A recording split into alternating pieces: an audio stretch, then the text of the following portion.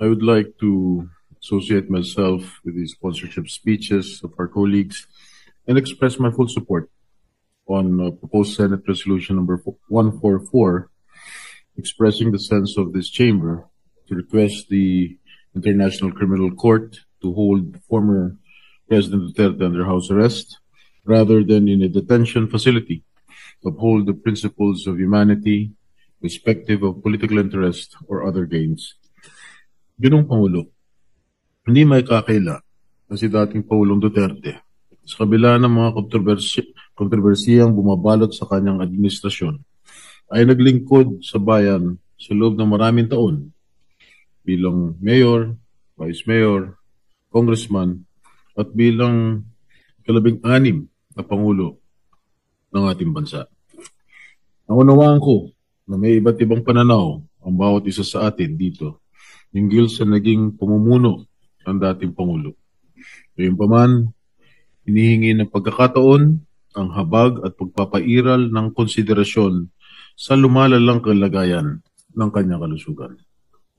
Likas sa ating mga Pilipino ang mataas na pagpapahalaga at paggalang sa mga nakakatanda.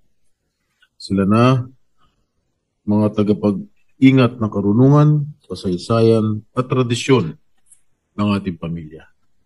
At gaya ng karamihan na nasa dapit hapon na ng kanilang buhay sa edad na 80 anyos, hindi na siya ang leader na kinamulatan natin ilang taon na nakaraan, matatag sa likod ng pulpito ng kapangyarihan. Bagkus, isa na siya ngayon na ordinaryong ama, lolo, at kapwa mamamayan na humaharap sa pinakamabigat na hamon ng kanyang buhay, na higit pang pinabigat ng katandaan at karamdaman. Kaya't hinihiling ko sa aking mga kasamahan, ilang mga senador ng sambayan ng Pilipino. Kasama na rin ang ating mga kasamahan na sila Senator Risa, Senator Kiko, Senator Bam, na pairalin natin ang pag-unawa, pagbibigay halaga sa kalusugan at dignidad na nakatatanda, lalo na may dinadalang karamdaman. Ang pagpapasyang ito ay hindi nangangahulugan ng paglimot o pag-absuelto sa mga ipinupukol sa dating Pangulo. Pagkus ay pagbibigay ng pagkakataon na makapamuhay siya sa ilalim ng makataong kondisyon habang dinidinig ang kanyang mga kaso. Naway manaig ang ating pagkakaisa, lasakit at pagiging makatao.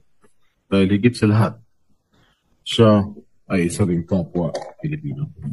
Sabi nga ng aking ama, dating Pangulong Estrada, walang tutulong sa Pilipino kundi kapwa Pilipino. Maraming salamat po, Pangulong Pangulo.